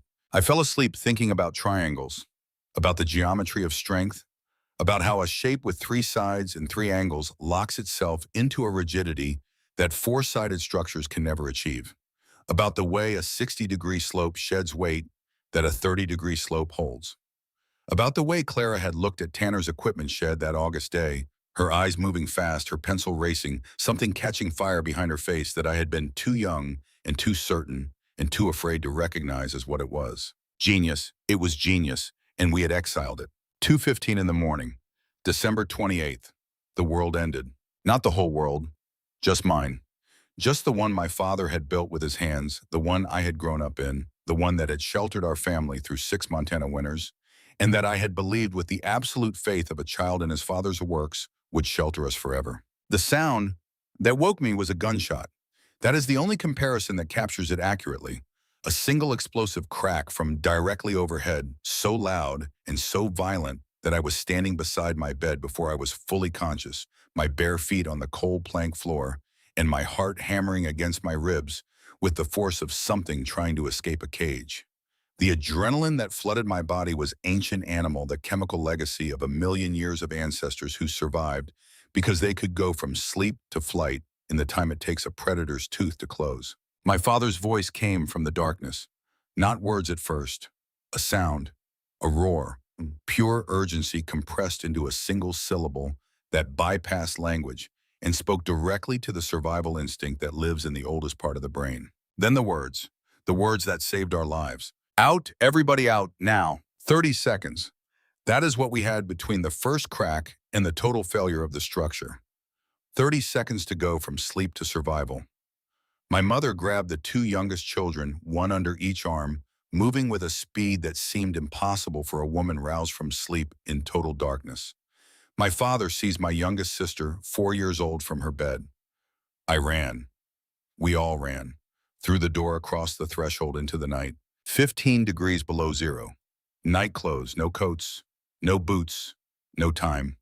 The cold hit my skin like a slap from an open hand, full force across every exposed surface of my body. We made the barn, 50 feet from the cabin door. An eternity of frozen ground and bare feet and the screaming certainty that something terrible was happening behind us. I was the last one through the barn door, and I turned back to look. The ridgepole broke. I watched it happen in the silver light of a half moon that illuminated the scene with the detached clarity of a witness who has no stake in the outcome. That 8-inch beam, the spine of everything my father had built, the timber he had selected and shaped and raised into position with his own strength, snapped at the center point where the accumulated load was greatest. The sound it made was not the sharp crack of the initial warning. It was a deep, tearing, organic groan. The sound of wood dying and both halves of the roof dropped inwards simultaneously as the rafters gave way in sequence, each one failing a fraction of a second after its neighbor in a cascading chain of destruction that swept from center to walls in less than 2 heartbeats. Several tons of snow and shattered timber crashed into the interior of what had been our home. The bed where I had been lying 30 seconds earlier vanished under 4 feet of rubble. The table where we had eaten every meal of my Montana life was matchwood. Our possessions, our tools, our clothes, our stores, everything the Hollowell family had accumulated in 6 years of frontier labor, buried under a mass of wreckage that settled with secondary collapses, each one sending up a plume of snow dust that caught the moonlight and glittered like something beautiful, which it absolutely was not. We huddled in the barn, 6 people, night clothes, no heat, 15 below. My mother wrapped the 3 youngest in horse blankets and pulled them against her body, forming a cocoon of shared warmth around children who were too young to understand what had happened, but old enough to be terrified by the sounds and the cold and the look on their parents' faces. My youngest sister's fingers began turning purple within the first hour. My mother cupped those tiny hands between her own palms and breathed on them, exhaling warm air in a steady rhythmic cycle that she maintained through the entire night. By dawn, her own hands were white with frostbite, and her lips were cracked from dehydration because she had given everything, every calorie of warmth her body could produce to her children and kept nothing for herself. My father stood in this barn doorway, staring at the remains of his house. He did not speak, did not move. The moonlight carved his face into planes of shadow and pale skin, and I looked at him, and I did not recognize what I saw. Not the face was the same. But something behind it had broken, something structural, something load-bearing, and the collapse of that interior thing was more complete and more devastating than the collapse of the roof, because the roof could be rebuilt. And what had broken inside my father was his belief in his own infallibility. He had built that cabin. He had sworn it would hold. And it had failed, and his family had nearly died inside it, and every nail he had driven, and every joint he had cut, and every beam he had raised with his own strong hands was now a pile of kindling under 7 feet of snow. He said one thing that morning as gray light replaced moonlight, and the full scope of the destruction became visible. One sentence spoken to no one in particular, in a voice I had never heard from him before. Quiet, stripped. The voice of a man standing on the far side of certainty with nothing left to hold. Someone needs to go find the Whitfield girl. In the weeks that followed, as January ground on and the snow kept falling and more roofs failed across the settlement, the full scope of the catastrophe Clara had predicted became undeniable. Harlan Briggs lost the east side of his ranch house on January 8th. His family escaped to the intact west side, but the house was uninhabitable. Edwin Tanner's sawmill collapsed on January 15th, destroying equipment and lumber worth more than most homesteads. The irony was perfect and terrible. His A-frame equipment shed stood untouched beside the ruins of the main building, two structures built by the same man with the same materials, one standing and one fallen, the only difference being the shape of the roof. January 19th. The Pritchards. I need to tell you about the Pritchards because their deaths are the weight at the center of this story, the gravity that holds everything else in orbit. Walter and June Pritchard were the oldest couple in the settlement, both past 60 quiet people who kept to themselves and caused no trouble and asked nothing of anyone. They were found 2 days after their roof collapse, buried under the wreckage, still in their bed. June Pritchard's hand was still holding her husband's hand. They had died in their sleep without warning, without the 30 seconds of grace that my family had been given. The roof came down and they never woke up. 3 people dead by the end of January. 14 structures collapsed completely or partially. Dozens of near misses. Economic devastation that would take years to recover from. And all of it, every collapsed beam and every crushed possession and every frozen body had been predicted with precise accuracy by a 15-year-old girl who had been exiled for the crime of being right. 10 miles west, Clara's frame performed exactly as geometry had promised it would. The 60-degree roof pitch was too steep for snow to accumulate. As flakes landed on the surface, they immediately began their downward slide, gathering speed and mass until they avalanched off the edge and landed in growing piles at the base of the structure. Clara told me later that the sound became the background music of her winter. A soft rushing noise recurring throughout every storm as accumulated snow released from the roof and slid to the ground. A sound like whispering. A sound like the cabin breathing. By January, the piles around the cabin base were 8 feet deep, massive banks of snow that walled the structure in on all sides. But the roof surface itself never carried more than a few inches of momentary loading. The maximum stress on Clara's roof during the worst storms was perhaps 10 pounds per square foot, 1/14th of the load that was collapsing conventional roofs across the territory. Her cabin was not merely surviving the winter, it was rendering the winter irrelevant. The snow came and the snow slid off, and the cabin stood warm and dry and whole while the world around it broke apart.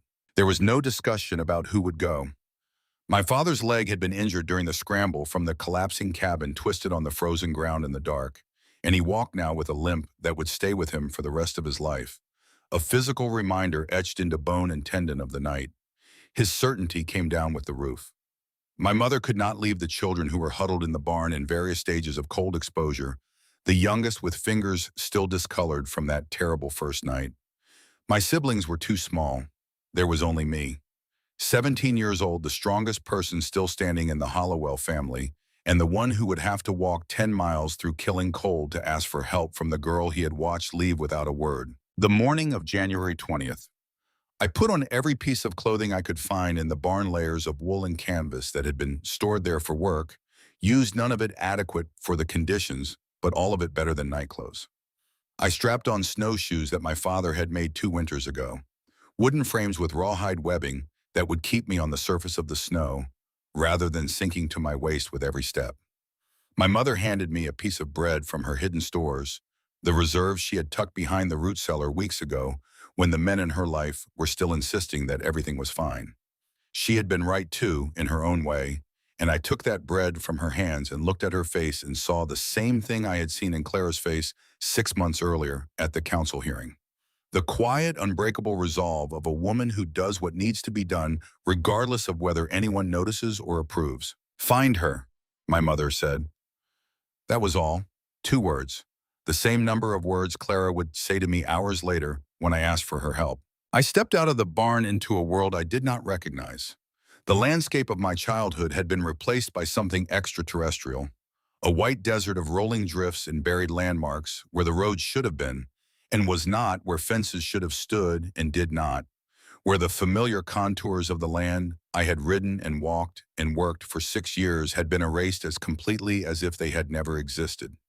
The snow was 8 feet deep in places, sculpted by wind into shapes that bore no relationship to the terrain beneath them.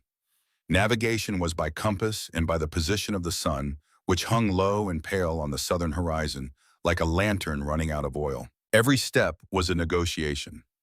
Lift the snowshoe, swing it forward, plant it on the surface, shift weight, sink 6 inches.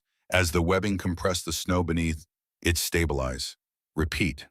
The rhythm was simple, but the execution was brutal.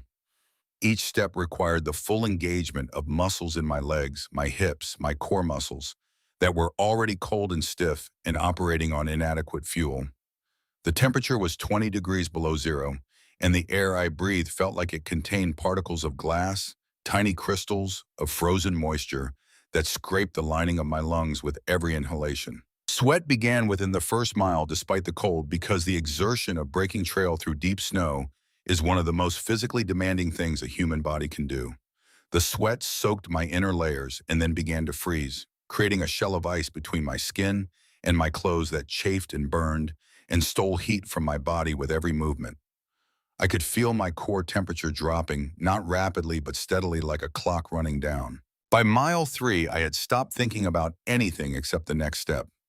By mile 4, my thoughts had narrowed to a tunnel, the white surface in front of me, and the mechanical process of placing one snowshoe in front of the other.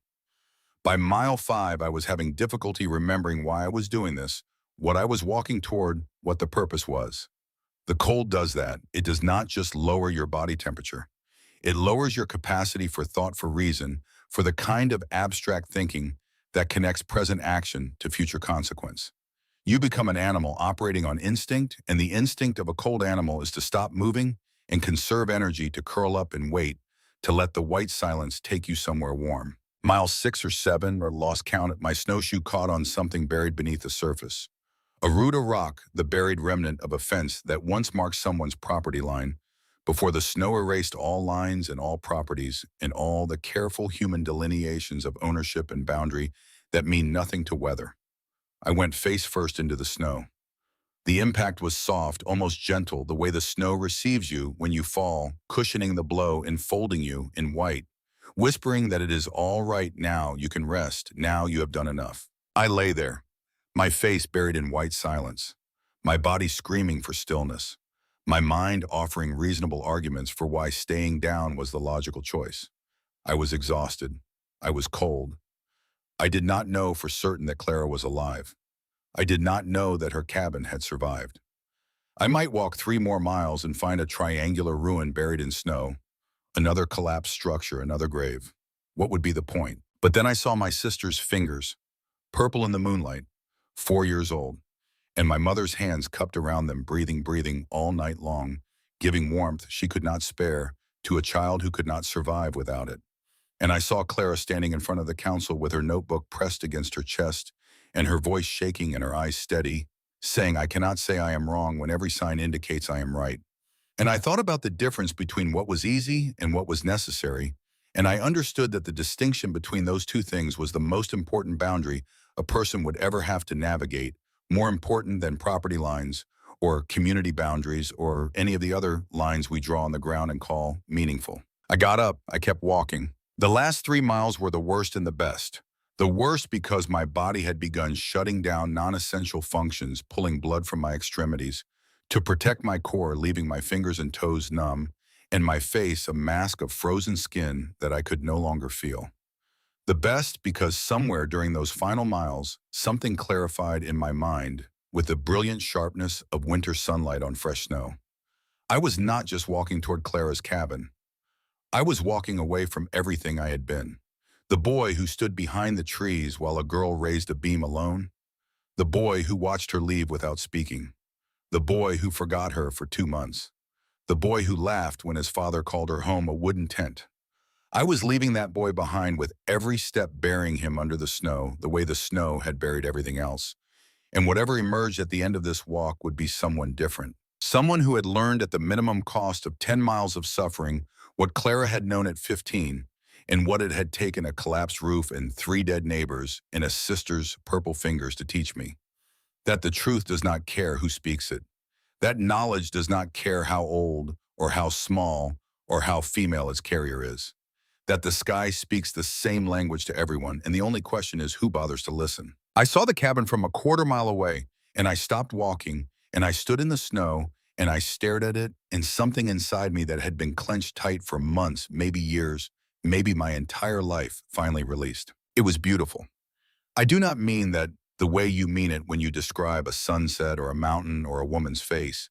I mean it the way an engineer means it when looking at a bridge that carries exactly the load it was designed to carry, not an ounce more or less. Functional beauty, the beauty of perfect alignment between design and purpose. 2 steep walls rising from the snowfield, meeting at a sharp peak, the roof surfaces clean and bare, and gleaming faintly in the winter light, while everything around them was buried. The snow that had crushed 14 structures and killed 3 people and broken the confidence of every experienced builder in the territory had met this cabin and found nothing to grip. It slid off. It piled up around the base in massive banks 8 feet high, walling the structure in on all sides like a fortress of its own making. But the roof, the critical surface, the place where weight becomes death in a Montana winter, was as clean as the day Clara had nailed the last tar paper strip into place. Smoke rose from the chimney pipe in a thin, steady column. Sign of life. Sign of warmth. Sign that the 15-year-old girl who had built this structure with $37 and 10 days of solitary labor was alive inside it, warm and sheltered and vindicated in every particular of her despised predictions. I reached the door. I knocked. The sound my frozen fist made against the pine planks was pathetic, a dull thump that barely carried through the wood. The door opened, and there was Clara. She was smaller than I remembered. Or maybe I had remembered wrong, filling in her dimensions with the vague outlines that memory assigns to people we have dismissed, making them appropriately minor in the landscape of our recollection. She was thinner, certainly. The months of limited fresh provisions had sharpened her features, deepening the hollows below her cheekbones and around her eyes. But the eyes themselves were clear and bright and utterly, completely alive. Not just alive in the biological sense. Alive in the way that people are who have faced the worst thing their life can throw at them and come through it and discovered on the other side that they are stronger than they knew. The interior behind her glowed with heat. The cast iron stove radiated warmth that I could feel from the doorstep, a wall of warm air that hit my frozen face like mercy made physical. The cabin smelled of pine smoke and something cooking beans or stew, something nourishing and real in a world that had become abstract with cold and loss. She looked at me, standing on her doorstep, ice in my eyebrows, frost on the scarf wrapped around my face, hands curled into claws that had stopped hurting miles ago, which is not a good sign, which means the nerves have given up trying to communicate the damage. 17 years old and shaking not just from cold, but from the accumulated weight of everything I had come to say in everything I had come to ask, in everything I understood now that I had been too young and too certain and too afraid to understand before. Her face showed no surprise, none, as though she had known I was coming, as though the same instinct that read the crane's migration and the squirrel's hoarding and the hooked tails of winter wolf clouds had told her that sooner or later someone from the community that exiled her would stand on this doorstep and need what she had to give. She did not ask what took so long. She did not remind me that she had warned us. She did not do any of the things that a person has a perfect right to do when the people who wrong them come crawling through the snow asking for help. She pulled me inside, sat me by the stove, put a cup of hot tea between my hands, wrapping my fingers around the tin because they were too numb to grip on their own. The warmth from the cow seeped into my palms, and from my palms into my blood, and from my blood into the frozen core of me where I had been carrying a cold that had nothing to do with temperature. I told her everything. My voice came out hoarse and halting, breaking apart in places where the words caught on things I was not ready to feel but could no longer avoid. Our roof collapsed, 2:15 in the morning, 30 seconds to evacuate, living in the barn, my sister's fingers turning purple, my mother breathing on them all night. 14 structures collapsed in Helena and the surrounding homesteads. 3 people dead. The Pritchards. I told her about the Pritchards and my voice gave out entirely, and I sat there with the tea cooling between my hands and the tears I did not know I had been holding, frozen somewhere behind my eyes, finally thawing in the warmth of her cabin and running down my face in silence. Clara listened to every word, every stumbling syllable.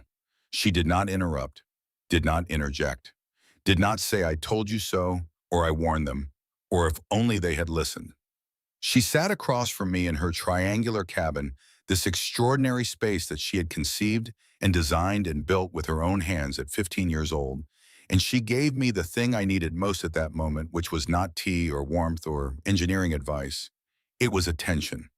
The full, undivided, respectful attention of a human being who understood that sometimes the most important thing you can do for someone is simply to hear them. When I finished, the first thing she said was a question, not about the structures or the engineering failures or the predicted versus actual snow accumulation, not about any of the things a vindicated forecaster might be expected to ask about.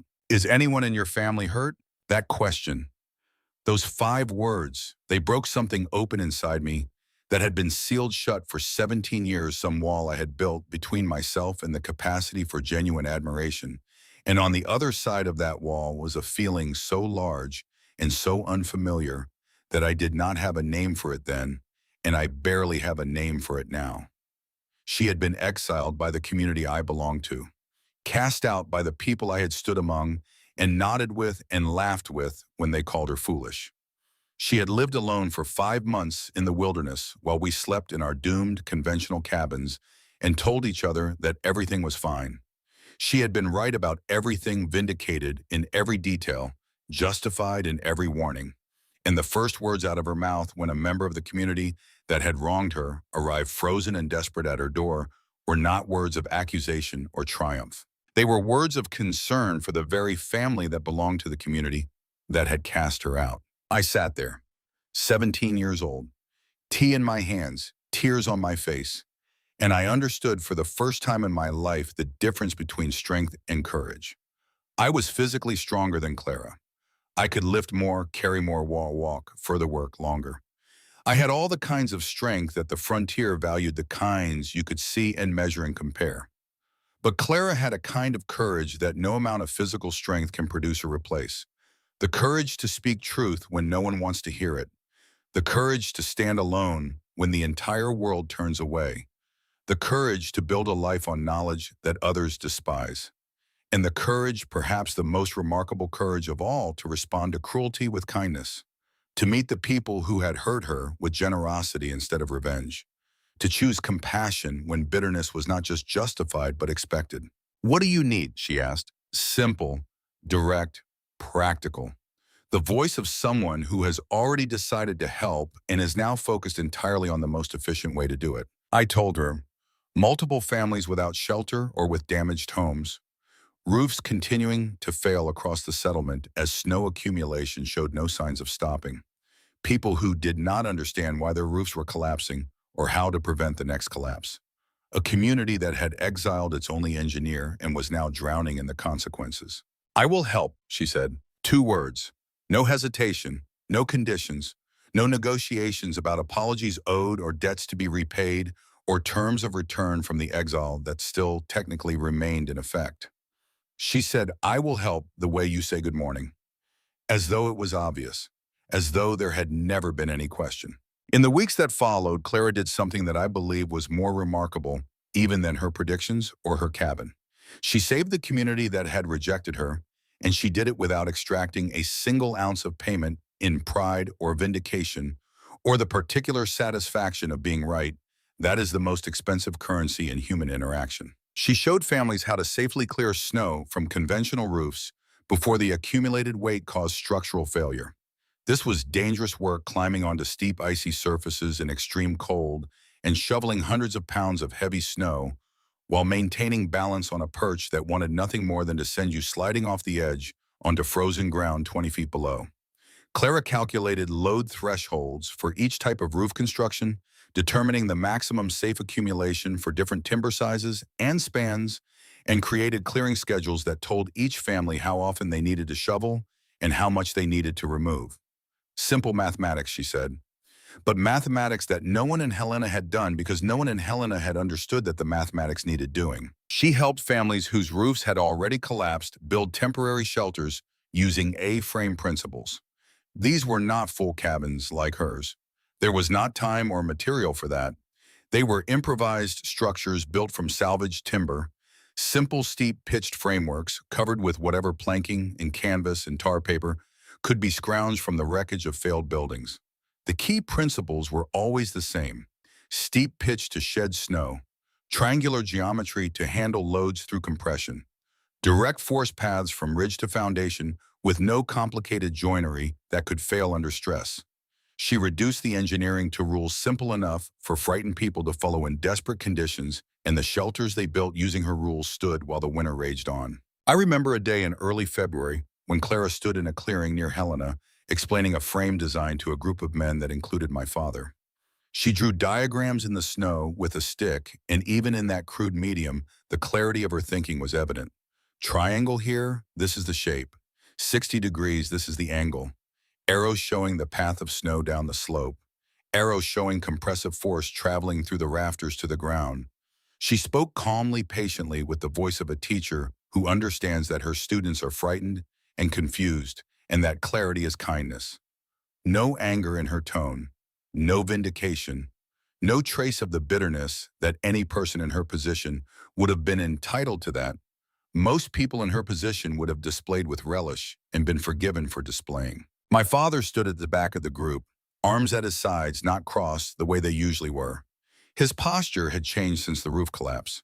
The permanent straightness replaced by something slightly bent, slightly reduced, as though the weight that had broken his ridgepole had also compressed something in his spine that would never fully straighten again. He listened to every word Clara said, his jaw working slowly, and when she finished, he stepped forward and spoke in a voice I had never heard from him. Not the voice of command, not the voice of certainty, not the voice of a man who knows things and expects to be obeyed. A new voice, quiet, simple, completely undefended. "Miss Whitfield, I called your cabin a wooden tent. I was wrong. Will you show me how to build one for my family? I have witnessed many acts of courage in my life. Physical courage on the frontier was common enough, men facing bears and floods, and injury with the grit that difficult circumstances demanded. But moral courage, the courage to publicly dismantle your own pride in front of people who have watched you wear it like armor for years, that is rarer than any physical bravery. My father standing in front of a girl half his age and a third his weight, asking her to teach him the thing he should have known, admitting with those words that everything he had believed about his own competence and her foolishness had been backwards. That was the bravest thing Thomas Hollowell ever did. And it happened not in a moment of danger, but in a moment of truth, which is the more demanding arena by far. Clara showed him, patiently, completely, without condescension or reproach. She treated my father's request with the same matter-of-fact professionalism she brought to everything, as though teaching a man to build a structure he had mocked was simply the next practical task on a list of practical tasks. And my father learned. and he built an A-frame for our family with his own hands using Clara's design following her specifications. And that structure stood for decades through every winter that Montana threw at it long after my father was gone, and his conventional cabin had rotted back into the earth it came from. Edwin Tanner became Clara's most dedicated assistant during the rebuilding period. He never said in explicit words that he regretted his vote on the council. That kind of direct confession was not in his nature. But he did everything Clara asked, every task she assigned without question or complaint, cutting lumber and hauling materials and holding beams and performing with his hands, the apology his mouth could not form. Some men say sorry with words. Tanner said it with a hammer and nails, which is perhaps the more honest medium. Daniel Fong's home had survived the winter almost intact. He had purchased double provisions based on Clara's logic, and he had cleared snow from his roof throughout the season with a disciplined regularity that spoke of a man who had believed the forecast and acted on his belief. He became the bridge between Clara and the wider community, the interpreter who translated her engineering advice into terms that proud, shaken men could hear without feeling further diminished.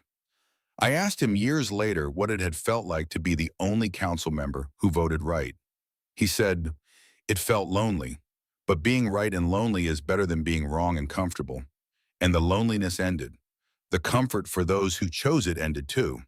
The difference is that loneliness leaves no bodies. In late March, with the winter still holding, though its grip had begun to weaken, Silas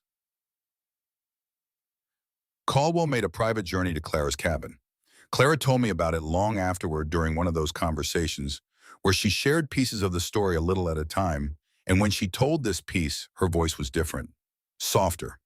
Not forgiving exactly, because forgiveness implies that the wound is healed, and some wounds do not heal so much as become part of the landscape of who you are, but something close to forgiveness. Understanding, maybe, the recognition that the person who hurt you was operating out of their own damage and their own limitations and their own fear. Caldwell sat in the triangular cabin, the structure he had indirectly caused to exist by driving its builder into exile. He looked around at the sloped walls and the clean ridge line and the stove glowing in the center, and the evidence everywhere he looked of careful thought and precise execution and a kind of architectural intelligence that he had been utterly unable to recognize when it mattered. He told Clara he had not come as the head of the council. He had come as a man, 54 years old, carrying the knowledge that he had made the worst mistake of his life, and that the consequences of that mistake included at least 3 deaths that might have been prevented, and 14 homes that might have stood, and one 15-year-old girl who might have spent the winter warm and safe in her father's house instead of alone in the wilderness. He said he understood if she could not forgive him. He said he did not deserve forgiveness. He said he wanted her to know that he knew what he had done, that he was not hiding from it, that the secret firewood he had purchased in October, while telling the community everything was fine, was the act he was most ashamed of because it revealed that he had known she was right and had protected himself while letting his neighbors remain in danger. Clara's response when she told me was the moment I understood that wisdom and age are not the same thing, that sometimes the youngest person in the room has traveled further than anyone in it, and that the journey she had traveled from her grandmother's deathbed through exile, through solitary survival, through the choice to help her persecutors, had given her a perspective that most people never achieve regardless of how long they live. She told Caldwell, "You are not a cruel man. You were simply too certain about what you knew and not humble enough before what you did not know. That is a human error, not a moral one. Too certain about what you knew, not humble enough before what you did not know." I have thought about those words every day for 50 years, and I have not exhausted their meaning. They describe Caldwell. They describe my father. They describe me. They describe, I think, the fundamental failure mode of human beings, the tendency to mistake the size of our experience for the size of the world, to assume that because we have seen a thing behave one way for years, it will always behave that way, to treat our own knowledge as a ceiling rather than a floor, and to dismiss anything that comes from above it as impossible or foolish or threatening. Clara did not just forgive Caldwell, she diagnosed him. And the diagnosis was more generous than he deserved and more accurate than anything he could have produced himself. Winter released its grip in late April, grudgingly, like a hand unclenching one finger at a time. The thaw came in stages, each one revealing more of the damage that lay beneath the snow. Collapsed structures emerged from the melting drifts like bones from receding floodwater, their broken timbers pointing in all directions, testaments to the gap between what we had built and what we should have built. The final accounting was precise and merciless. 7 months and nearly 4 weeks of continuous winter. Total snow accumulation of 10 feet and 4 inches, slightly exceeding even Clara's prediction. Every number she had given the council the previous August, the numbers that had earned her exile and mockery, and 5 months of solitary survival in the wilderness had proven either accurate or conservative. She had not exaggerated. If anything, she had understated. The reality was worse than her worst-case scenario, and her worst-case scenario was the one that had been called false prophecy. April 25th. The community gathered outdoors for the first time since the previous autumn. The setting was Helena's main clearing, a muddy open space surrounded by structures in various states of damage and repair. The mood was nothing like the confident, self-congratulatory atmosphere of the August council meeting that had voted to exile Clara.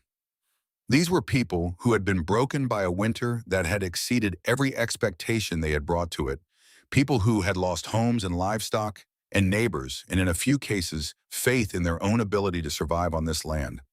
They stood in the spring mud with the particular humility that catastrophe teaches, the humility that comes not from philosophy or religion, but from having your roof collapse on your head while you sleep and knowing that a girl you sent away could have prevented it. Silas Caldwell stood before them. He looked 10 years older than he had the previous August. The certainty that had defined him, that had made him the natural leader of this community, was gone, replaced by something more useful if less impressive. Wisdom, the kind that comes at the price of everything you thought you knew. He said that the community had exiled Clara Whitfield for predictions they had called false prophecy. He said that every prediction she made had proved accurate. September onset, 7+ months duration, 10-foot snow accumulation, catastrophic severity. He said her cabin design built on her predictions had withstood conditions that destroyed 14 conventional structures and killed 3 people. He said the community had been wrong, and he was sorry, and he would carry the knowledge of what his wrongness had cost for the rest of his life. Clara stood in the spring sunlight and accepted the apology the way she had accepted the exile, with quiet, with dignity, without drama. She said that what mattered was not who had been right or wrong, but what the community would do differently when the next warning came from an unexpected source. She said that every person in that clearing had something to teach and something to learn, and that the mistake was never in being wrong but in being too certain to listen. I stood in the crowd and watched her, and thought about the girl I had seen leaving Helena on a wagon the previous August, eyes forward back, straight, one hand on a leather notebook. She was still that girl. 15, soon to be 16, thin, quiet, different from everyone around her in ways that would never change. But she was also something else now, something the winter had forged. She had walked into the fire of exile and solitude and extreme cold and the weight of being right when everyone said she was wrong, and she had walked out the other side carrying not anger or bitterness, but a strange, luminous calm that I can only describe as the peace of someone who knows exactly who they are and does not need anyone else to confirm it. After the gathering, I found her standing at the edge of the clearing, apart from the crowd, looking at the mountains to the north where the last of the winter clouds were retreating. I had been preparing what I would say for weeks, lying awake in the barn through long February nights, turning the words over, trying to make them adequate to the scale of what I owed. I am sorry, I said, not for voting to exile you. I did not have a vote. I am sorry because I watched you leave and said nothing. Because I saw you raising that beam alone and did not walk out from behind the trees to help. Because for 5 months, I forgot you existed. Because when my father called your cabin a wooden tent, I laughed. She looked at me. That same direct gaze she had turned on Caldwell at the hearing and on me at her doorstep and on every person who had underestimated her since the day her grandmother died and left her alone with a notebook full of knowledge that no one wanted to hear. She was quiet for a moment, and I waited for whatever she would say, the way you wait for a verdict, knowing you are guilty, hoping for mercy. You came to find me, she said. Walked 4 hours through the snow. That counts for something too. 2 sentences. That was all it took to release a weight I had been carrying since August. She forgave me not because I deserved it, but because forgiveness was the only architecture she was interested in building. Grudges are conventional cabins. They look solid, but they collapse under real weight. Clara built triangles, strong, simple, designed to last. The fire had burned to embers when I finished the story. My grandson sat across from me in the dim orange light. His face changed in ways that I recognized because I had felt the same changes in my own face on a frozen doorstep 50 years ago. The easy confidence of youth had not disappeared, but it had gained a companion. Doubt, not the crippling kind, the useful kind, the kind that whispers, maybe you do not know everything yet, and maybe the person you are tempted to dismiss knows something you need. The cabin we saw today, he said, that is the one she built. That is the one, $37.40, 10 days, 15 years old, and it will still be standing when both of us are gone. He was quiet for a long time, staring into the coals the way young men do when they are processing something that does not fit into the world as they have known it and are building a new world in their heads to accommodate it. I gave him time. Some things cannot be rushed. Some truths need silence to take root. Then he asked the question I had been waiting for. The question that was the reason I had told this story, the reason I tell it to anyone who will listen, the reason I will keep telling it until the last breath leaves my body, and even then I suspect my ghost will find someone to tell it to. Why did you not help her grandpa when you saw her raising that beam alone? Why did you not just walk out from behind those trees and help? I looked at my grandson, 17 years old, standing at the beginning of a life that would be full of moments exactly like the one I failed. Moments when he would see someone struggling with a weight they should not have to carry alone. Moments when stepping forward would cost him something, comfort or status, or the approval of people whose approval is not worth having. Moments when the easiest thing would be to stay hidden behind the trees, and the hardest thing would be to walk out into the open and say, I am here, let me help. Because helping her would have meant admitting she mattered, I said. And admitting she mattered would have meant questioning everything I thought I knew about who deserves to be listened to and who does not. I was not brave enough for that at 17. It took a collapsed roof and 3 dead neighbors and a 4-hour walk through killing cold and a cup of tea from the hands of the girl I had failed to teach me what I should have known all along. Which is what? Never measure the worth of a warning by the age or the size or the appearance of the person giving it. Measure it by the evidence. And if you ever see someone standing alone with the truth while the crowd walks the other way, do not be the boy behind the trees. Step out, say something, carry the beam, because that silence, that comfortable invisibility you are choosing has a cost. And the cost falls on the person who needed you. And you will spend the rest of your life trying to repay a debt that compounds faster than you can count it. He nodded slowly, not the quick automatic nod of someone agreeing to be polite. The deep, weighted nod of someone receiving something heavy and choosing to accept it. I told him the rest. The afterward. How Clara lived on her homestead for 41 more years, dying in 1915 at the age of 56. How the original A-frame cabin remained standing and functional through every winter, never once suffering the snow load damage that plagued conventional structures all around it.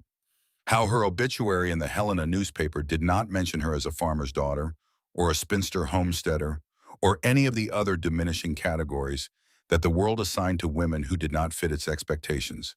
It called her the 15-year-old girl exiled for accurate weather forecasting who built a cabin design that revolutionized snow country architecture.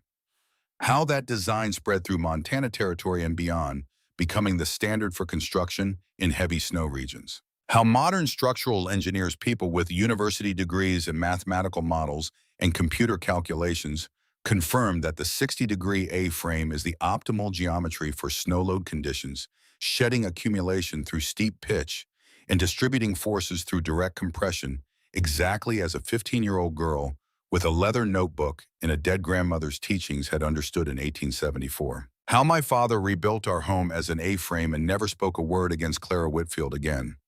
How Danielle Fong served on the council for 20 more years and was remembered as the wisest man Helena ever produced. How Edwin Tanner stamped every A-frame he helped build with a small mark, a triangle inside a circle, and told every customer the same thing. This design comes from Miss Clara Whitfield. Remember that name? How Silas Caldwell lived another 11 years and spent every one of them quietly, the booming certainty replaced by something closer to listening, which is what happens to men who learn the hard way that they were not as smart as they believed. And how I, Jasper Hollowell, carried the lesson of that winter through every day of the long life that followed it, and got it right sometimes, and got it wrong sometimes, but never again stood behind the trees when someone needed help carrying the beam. The snow was falling outside the window when I finished. Light and soft, the kind of snow that comes without urgency, drifting down from a sky that has all night and means to use it. My grandson and I sat in the silence that follows a story that has said everything it came to say, and we watched the flakes descend through the lamplight in patterns that meant nothing to me, but that Clara would have been able to read like a page from a book, her grandmother's book.